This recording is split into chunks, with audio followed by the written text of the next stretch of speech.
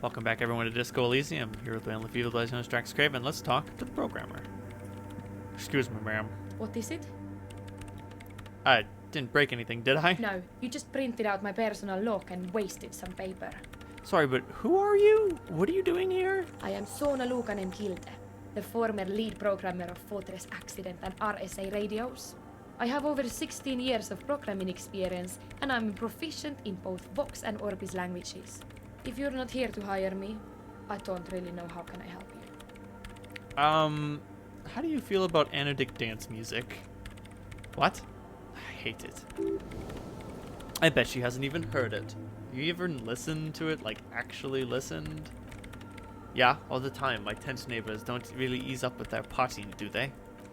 Maybe I'd have to be on drugs to get it, but to a sober mind it just sounds like uninspired rug whipping. No idea what it has to do with either dancing or music. Right, but how do you feel about a club for anodic dance music? This is about those speed freaks in the tent, isn't it? I've got some news for you. It's not a nightclub they want to build here. What do they want to build then? Why don't you ask them? Youth center would be nice.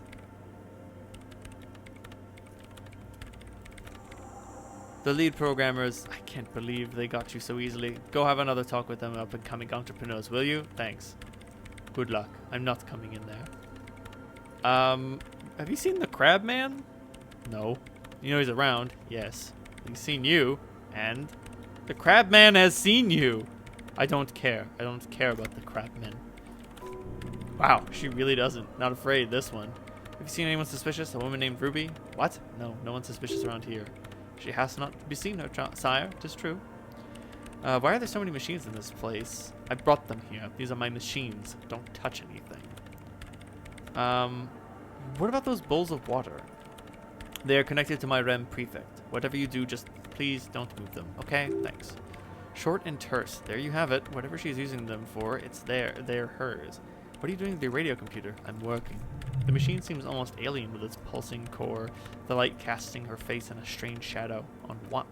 Could you just shh for a moment? Or get to the point? I really need to focus on something. It's not just rudeness. It really is hard to concentrate on whatever she needs to do, and you're not helping. Right. What are you doing in the abandoned church? You really like those questions, don't you? They're bloodshot. She really hasn't been getting much sleep, has she? There have been complaints from your neighbors. I'm a police officer. It's my job to ask questions. I am conducting a scientific research here. You can't throw me out. What research? I'm looking for the location of a 2mm hole in the world. Wait, what? She's looking for a disruption in the radio waves. That's what her personal log said. Lieutenant raises his brows but doesn't say anything. Is the hole connected to the data loss in your journal? Yes, that's what led me here. But I suspect it might be something a bit more complicated than that. A hole in the world, what does that mean? Exactly what does it mean? There's something frantic about her, and she looks up from with you. She locks her gaze with you, eyes shining like pearls. Up to now, it has been impossible to say what it is, because it's impossible to measure nothing. What do you think it is? What qualities does nothing have? How do you measure something that does not exist? That's a little above your pay grade at the moment. Oh shit. If I had a logic of 12, I might be able to come up with something. I don't know. I'm not here for science. I just want to solve a murder so I can go home. Nah. Does it mean we're now living in a world that has holes in it? I don't know. Are we? That's what I'm trying to figure out here. But how do I figure that out? I can't even understand how we're talking about something that doesn't exist, let alone measure it. You measure it by its surroundings, by that which does exist, which is what I've been trying to do. I tried using hydrotransducers to record the silence to find out where it begins. But honestly, it's not progressing very well. Do you have any idea where the hole might be located? Somewhere underneath those roof beams, I assume. She looks up, eyes trying to pierce the pitch black heights above, but without much success. Only a faint crisscross of rafters can be made out from the dark, most of the tower disappearing into the shade. Strange things may flourish in the dark. Why there? There's a place at the back of the church, a place where all audible vibrations seem to decease. I've named it the Swallow, and the higher you go, the less you record. The Pillar of Silence? Are you sure it isn't just an architectural quirk? Maybe, but it's oddly close to the physical coordinates of the data loss that led me to this place. That's where the Crabman lives, I know. So you don't think the Crabman might somehow be responsible? No, I don't. She sounds mildly annoyed by this line of questioning, her hands typing hundreds of commands into the machine. You said the research isn't going well, why not? because it's just trial and error trying to locate the swallow, the exact point in space. And I don't have... You know what? It would be really helpful if you could just stop talking and let me work. But that 2mm hole thing again. Right, I'll leave you to work in peace. Okay, so I guess even though I've clarified with the kids that they want to make a nightclub, I have to talk to them again and be like, are you sure you're making a nightclub? Are you sure you're not gonna sell meth to the kids at the fishing village? It's got out of my mind. Woo! Winter, slow to let go, river shoal, flecks some more wet snow from above. The snow falls lazily, making the beach and sand paler, mixing with the rust-colored sewage runoff. And to think, it seemed as though it were already spring. Where's Ruby?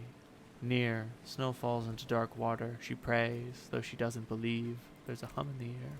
That's all. What is below me? Layer upon layer of sand, poisoned with industrial runoff, the storm drainage, hidden bunkers, rats scuttle. Tell me a secret of the sands and wind. Someone stuffed a big old polar anorak into a concrete pipe under the boardwalk. It would keep you warm. You'll probably never happen across it, but who knows? What's to the west? And beyond that? What is there? The petit rats. Deeper. Did someone say untold quantities of cocaine? Drop everything and go looking for this hoard immediately. How can it be pure if it's magenta? Snow falls, and there is no answer. Some things are not for mortals to know. What is to the east? That's all. And further. What is to the north? And on the islets? And on the other inlet? What is to the south? The Pox. But still, further south. No, it was home. I want more. For what? We should keep moving. Who knows when the snow will let up.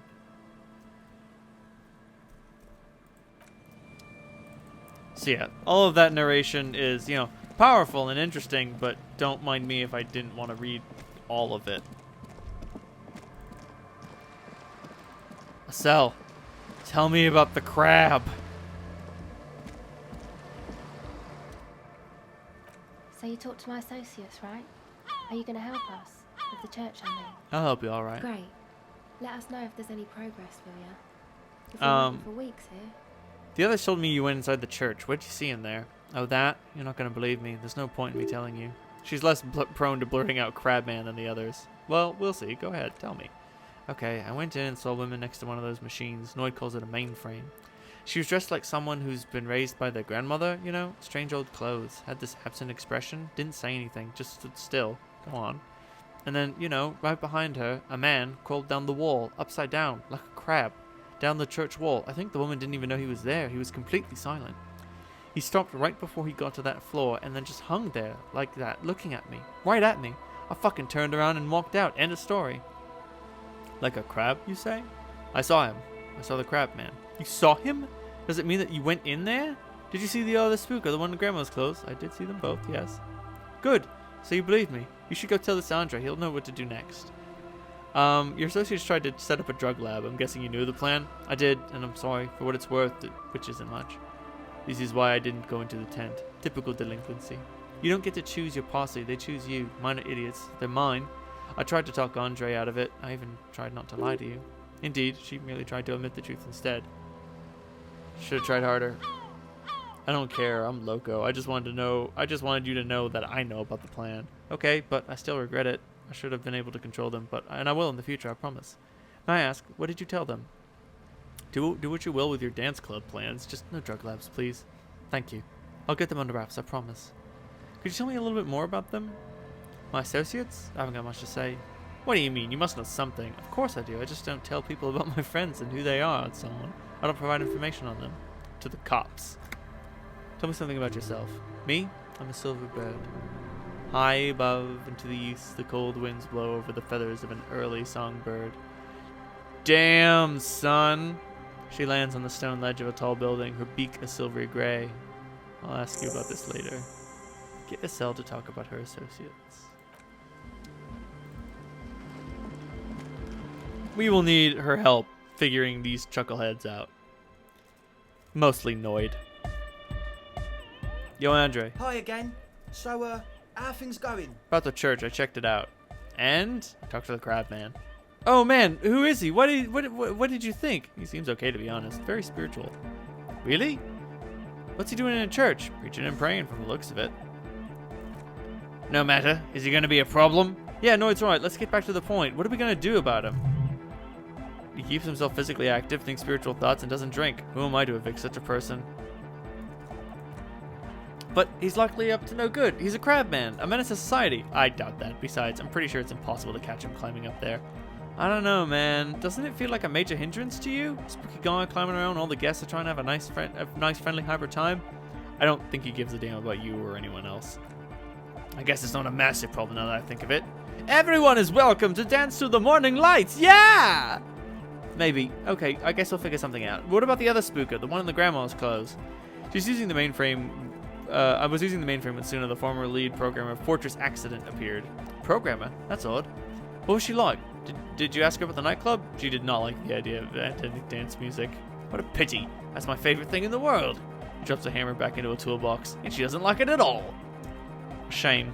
What can we do now? Do you see a way out of this jam into laser-lit future dance and unity? Unity! Dance!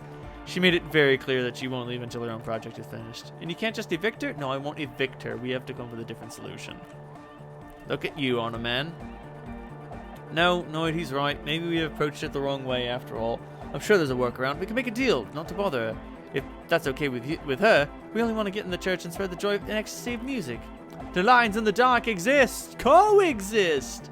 At least Crabman seems like an advanced being. He's hard. He'll understand. Yeah, he can do his climbing thing in the tower. And the programmer, does she like Anadic dance music? She absolutely does not. Really, truly despises it. Egghead cannot believe what you just said. It makes him pump the jam a little slower for a moment. Then he returns to full swing. No worries. No worries. We'll figure it out. If coexisting fails, you can always muscle her out, right? If it's all okay with you, I'm not throwing her out, but I will try to convince her. Yeah, if you hadn't discovered that they're making a drug lab, that's your major opportunity, because she'll be like, they're not making a dance club, and then you'll be like, then what's the... So maybe we can just help her finish with her work, and then she can move on with her life, and then they can get the church, and then Disco will reign supreme in the fishing village. Well, not Disco. It's the thing after Disco. Maybe I could convince them to play some old disco hits. Yes, what is it? What if you didn't have to leave? I talked to Andre and he wants to make it work. I don't want to make anything work. Hold on, you don't want to make anything work? Yes, anything. I don't want to make anything work. Alright, got your message. Good. Oh shit, suggestion. Give me a minute.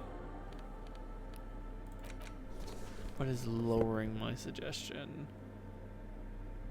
The white satin shirt. Right. Do you have anything else that raises suggestion? I got a lot of empathy.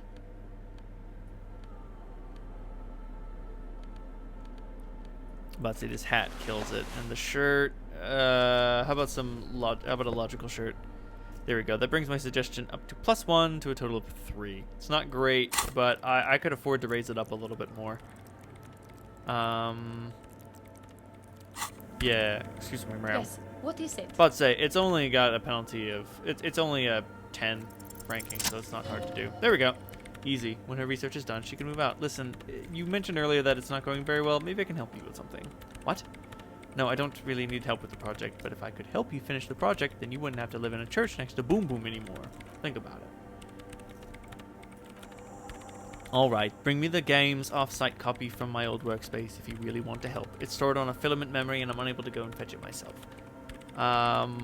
The old workspace to the... You mean the Fortress Accident? That office building on the plaza? Yeah, that's the one. You can get in through the bookshop. You just have to do some explaining to the bookstore lady. Wait, you mean Placence? That's her name, I believe. What exactly is the off-site copy? There's this giant ice bear fridge in the building cellar. It's there. Don't worry, you can't miss the bear. It's hideous. Why can't you get it yourself? The bookstore lady hates me. Says I'm part of the curse, whatever that means. Wait, are you part of the curse? Of course not! Anyway, I don't have my keys anymore and she won't let me in. Why does she think you're part of the curse? Because she's from Martinez, and people from Martinez have never ever seen a radio computer. She thinks it emits elemental evil.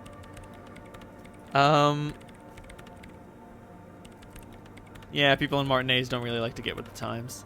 She literally started prayer for the higher powers when she first saw my REM Civic. I'm not making this up. Lieutenant coughs like he's amused. Once I came in one morning, only to find that my terminal was full of those strange trinkets and amulets. Wards. Seminine magic. So what I need you to do is go have a talk with her, say that you're a policeman and need to get to the building's basement. Then bring me the offsite copy, alright? Alright, cool. Oh, why do you need it? It's a backup of my former employer's project, the radio games we were working on. It's stored on a filament memory, just like the one inside the radio computer. She's making it extra simple for you. The backup itself is destroyed now, but I'm hoping to use what's left of it to pinpoint the exact location of the anomaly. You just have to get my old workplace and get the filament. Hold on. If it's an offsite copy, then why is it still on site? Oh god, not this again. It is not on site, it is in the basement. Perfectly safe and not connected to the front at all. Basement. Sounds like it's technically still on site. And no, taking it outside the building wouldn't have protected it from the data loss. There's nothing wrong with keeping the backup in the basement. What happened was a freak accident, and that has nothing to do with how the backup was stored. Are we clear? This is clearly a painful topic for her. She must have had to explain herself numerous times. Alright, I'll go get it. Thanks. Here's my Cavalcent multi-tool. You might need it to hack loose some ice. It opens everything. If you get me the offsite copy, you can keep the Cavalcent. It hurts a bit for her to say this. She's not too happy parting with the Cavalcent. The legendary Cavalcent multi-tool. This is a Prybar version 2.0 for professional like you. Alrighty then. So it is currently 7 at night. The bookstore is still open.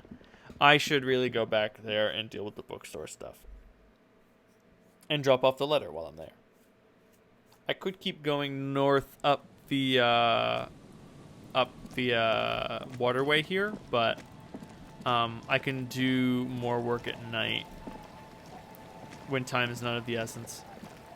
Also, it might be time to sing karaoke. Nah, I gotta wait later. 7 p.m. is not quite prime time. I gotta wait until 9 or 10. Then it'll be karaoke time. So this is the multi-tool. It's a fucking beast. Hope you like it. It will come in mighty handy. Oh god, I look so stupid. But it's about the buffs. I need my buffs. I gotta have my buffs. That bench is for sitting on. We can't sit on it yet. We're on a case. And you know Kim. Mr. No Nonsense Kim.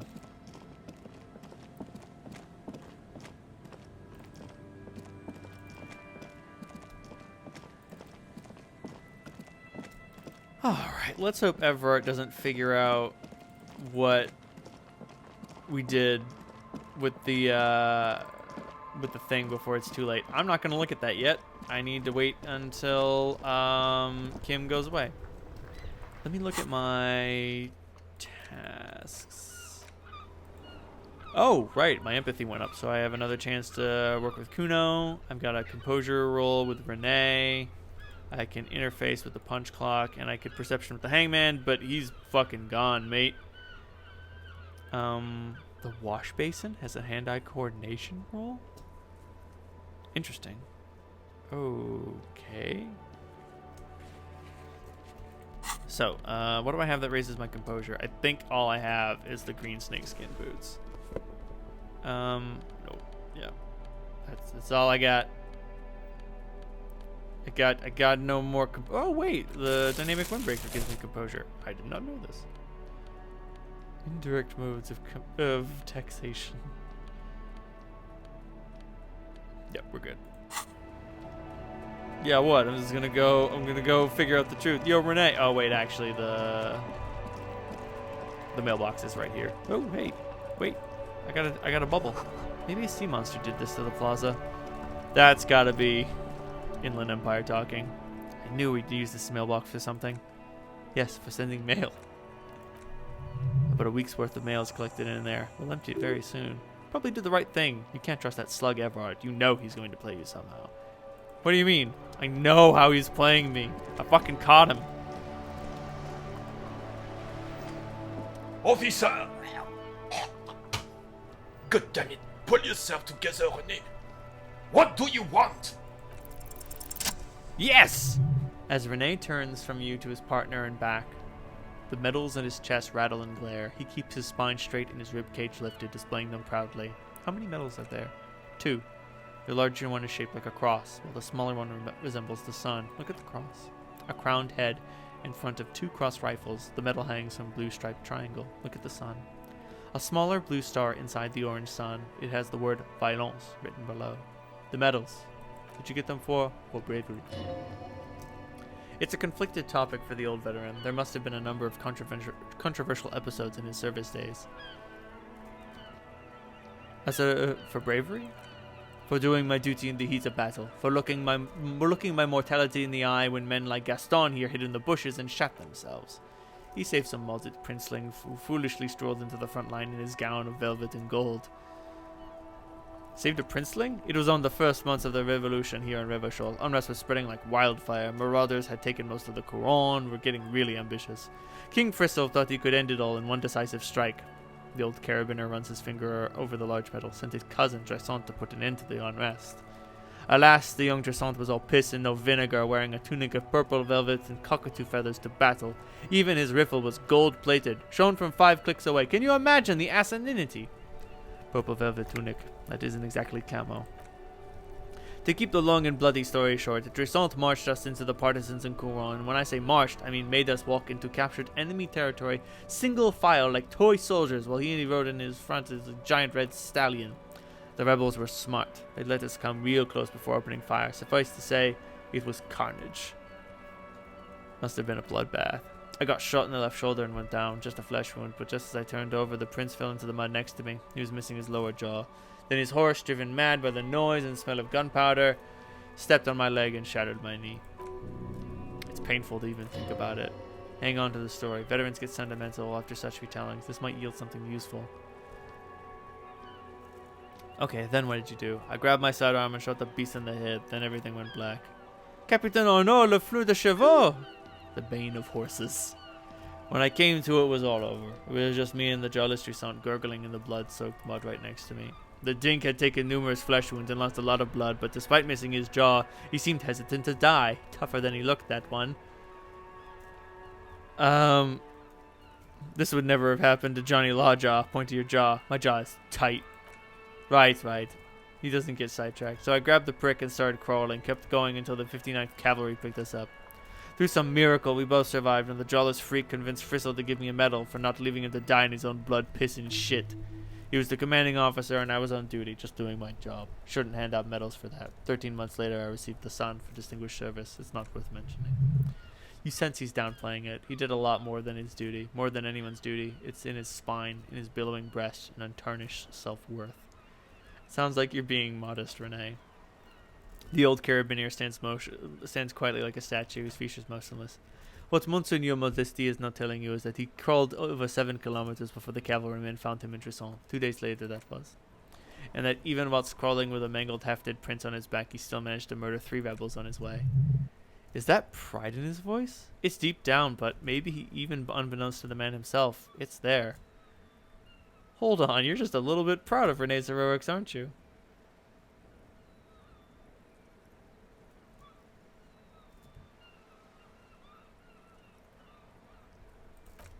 Sorry, officer, but you're reading me all wrong. I'm a man of peace, and these kinds of bloody heroics are only impressive to men like René himself, certainly not me.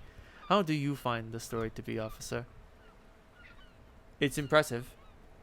It is men like René who make Revachol great. Who made Revachol great once. Maybe. But also bear in mind, officer, they don't hand these out for anyone with a service record.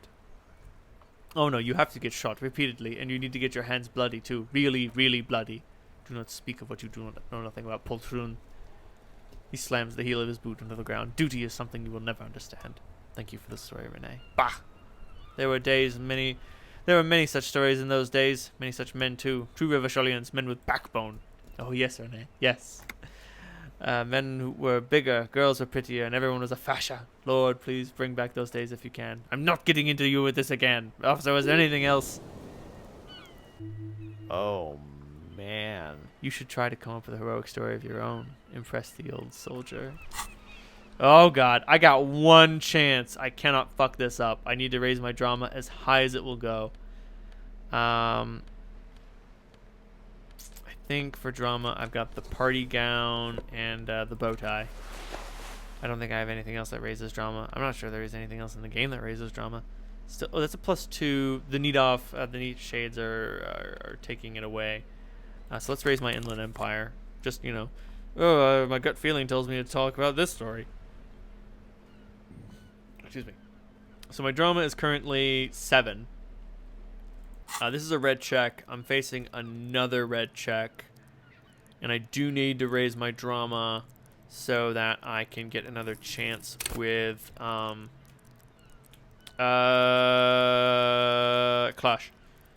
So let's level this up real quick. Accept changes and close. Yeah, I can do that with Clash, and yeah, we're good. If I fail, I fail. You know, whatever. I like playing in the dark. Sharpens your nocturnal instincts. Feels like being on a recon again. So now we're up to an 83% chance. Let's give her a go. Yes.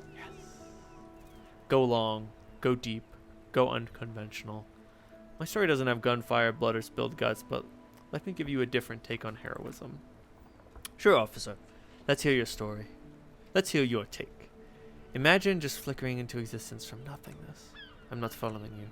He'll get it. Don't worry. Just continue. He will be impressed.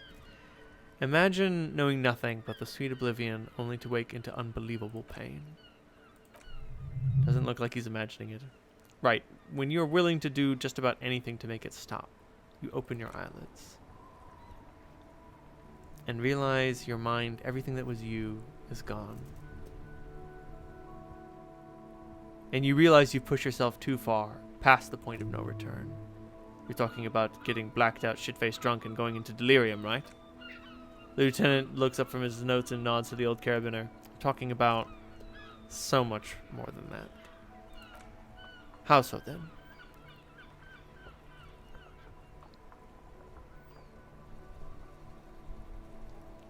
It was transcendent. I saw behind the veil. And I thought getting my knee shattered and surviving on rat carcasses in the trench was bad. Here, I have one of my medals. You've earned it, officer. Extremely rigid principles this old soldier has. Don't leave room for a change of heart or backing out. The medal is yours. Thank you, Renee. I am honored. The veteran extends his right arm with the sun's shaped medal. It glimmers in his wrinkled, scarred palm. Flashes of bloody and terrible scenes of war. Men dying, horses shrieking, blood sinking into sand and snow and asphalt and fertile black earth. All of this accompanied by a musical composition, telling of the heroism of old, when men were bigger in both body and heart. You feel strange kinship with this old soldier. You and him are the same now. Was there something else you wanted to talk to us? Take from us. +1 rhetoric. Valence. The heroic deeds of others. Alright. That'll do for this episode of Disco Elysium. Thank you very much, everyone. So he won't give up the good medal, but he's willing to give me the second-hand one. We accept it. Have a good night, everyone. And Happy New Year.